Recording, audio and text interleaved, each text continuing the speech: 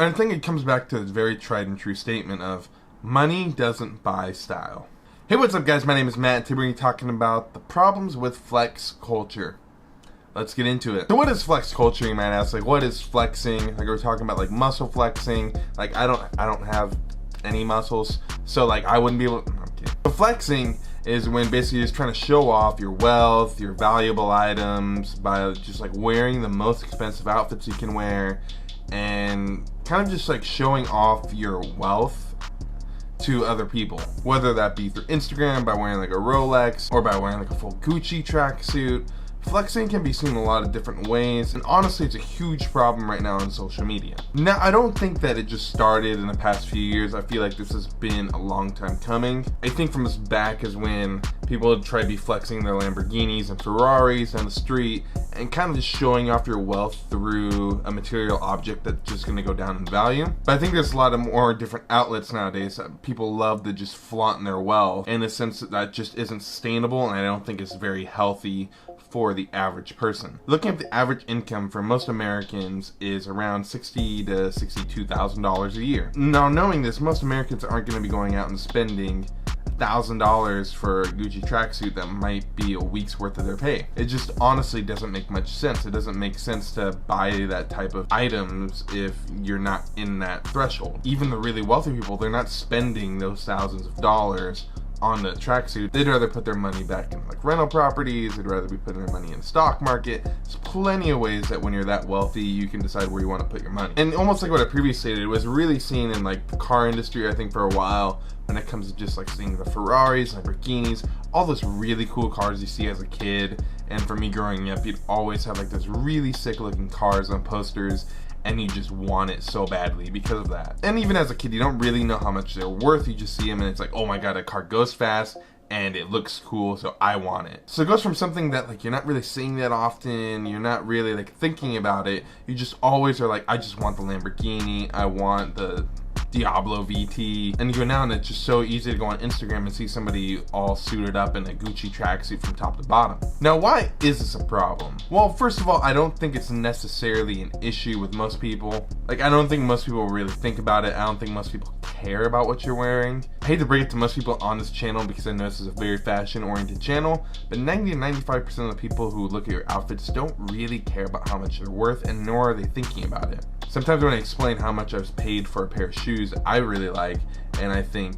is very unique and will last a long time, the quality's there, that kind of gives me looks of like, why would you spend that on that when you could have gotten a pair of like Target shoes, a pair of Walmart shoes, even a pair of like Adidas shoes, all for a lot lower price than what you're paying. And usually I bring up those three things. I bring up the quality, I bring up the look of it, and I bring up just like, you have to like it. I feel like the problem with flex culture comes that people aren't necessarily buying stuff that they like, they're buying stuff that they think other people would like. Like, let's be real, if you ask the average hype beast or you ask the average person in the streetwear what they would rather have, a Supreme box logo tee or a John Elliott tee, John Elliott tee is made so much better, has a lot more unique feel to it. Like, there's a man creating the entire fit of that tee. And then you have the box logo tee where it's pretty much just a t-shirt with a logo right across his chest. Now someone's gonna bring up, well, Matt, the box logo tee is gonna go up in value, John Elliott tee is gonna go down in value. Which I could agree upon, honestly.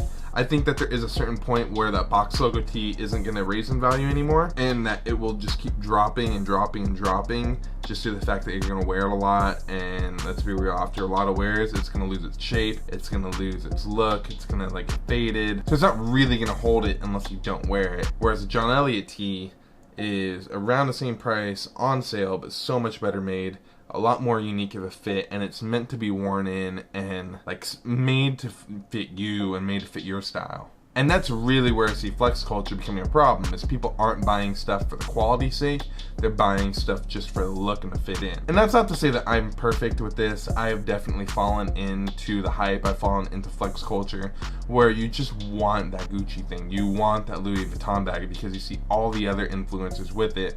But in reality, if you actually go and look at your income, like, it really doesn't make financial sense even for people like them to be buying that stuff. But you gotta remember that they're influencers and they're making money off posting about it. If you can get a Louis Vuitton bag for $3,000 and you can make an Instagram post and make $1,000 from that, and then make a YouTube post and make around like $2,000 off that. You pretty much broke even just by working a little bit more and getting it that way. Versus most people aren't gonna have that luxury to just be able to make content with what they buy. They're not gonna be able to get it tax write-off from it. A lot of stuff I'm just spewing out right now because I don't have a script, and it's really something that's like on my mind. One of my videos that I did really well when I first started was just like, how much are these passwords outfits worth? And it kind of blew up into this big thing where some guy made a big old Instagram about like preachers and sneakers. I think the main thing when there's someone like that is you could be doing a lot better stuff with your money. You could be not flaunting your wealth as much. Like, there's not that many people who are going to be reaching by just wearing an off-white hoodie. Like,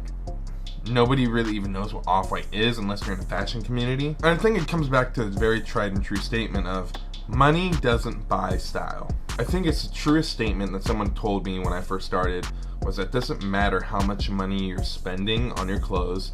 If you don't style them well, you're still not going to be the stylish person. You could buy the $1,000 box logo, you could buy the $1,000 Miri jeans, you could buy the $1,000 Saint Laurent boots or Rick Owens shoes. If you don't know how to style them and you don't know what to do with them, you're in the same position as the person that's buying all stuff from H&M, and sometimes will just look way better than you because they know how to style the stuff. Not about how much you spend, it's about how you utilize it. That's something that I think you just learn over time with getting into fashion, is that not everything's just about the price tag on it. You're gonna find stuff that is priced at $1,000 and should really be worth like $200, and the way to style it is a lot different and won't fit in your wardrobe as well as a thing that's maybe like $30 and is pretty much a similar look, but it'll be so much easier for you to style. And then the problem with flex culture with that goes is it makes it more about how much you're spending on the outfit rather than the look, the fit, everything that goes with it. Saying a whole Gucci tracksuit outfit is fire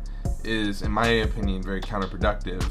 But at the same time, always being dressed up and in a suit to me is also kind of the same thing of like, it looks good and it looks classic, but is that really you? And I think a lot of what I built this channel on in the past few months has just been buying what you want and buying what you like. If you like the Supreme box logo, go right ahead and buy it.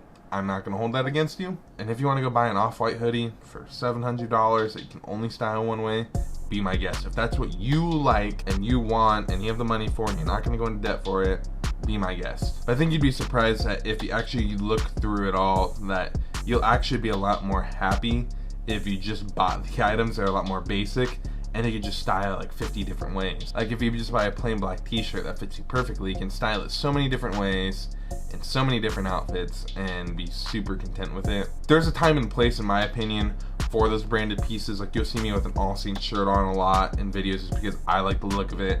I like how I can style stuff over it, and there is that pop of like a logo for me. For me, I didn't spend that much on the t-shirt, and I just love the All Saints brand itself, and I have a lot of clothing from All Saints that doesn't even have any branding on it, or it has subtleties where you can tell. But in reality, this video is mainly just to tell people, look, you don't have to spend all this money to look good. You can go buy stuff that's a lot cheaper and will make you look so good. Fashion doesn't have to be super expensive to get into if you don't want to do it. There's plenty of options for you, and if you'd love to have me make a video about different options, I'd love to make the video for you. I've gone through all the cheap stores through expensive stores, so I guess I'd know stuff based off that. Like anything, these are just my opinions on this. I think all of us fall into the hype beast flex culture at least once in our fashion lives, and for some people that's how they get into fashion, is seeing all these people who are dressed really expensively, and I don't even think expensively is a word, but just dressed in expensive clothing to where they want to dress like that because of it. And I think you'll realize that once you reach a point where you could dress like that, you don't want to.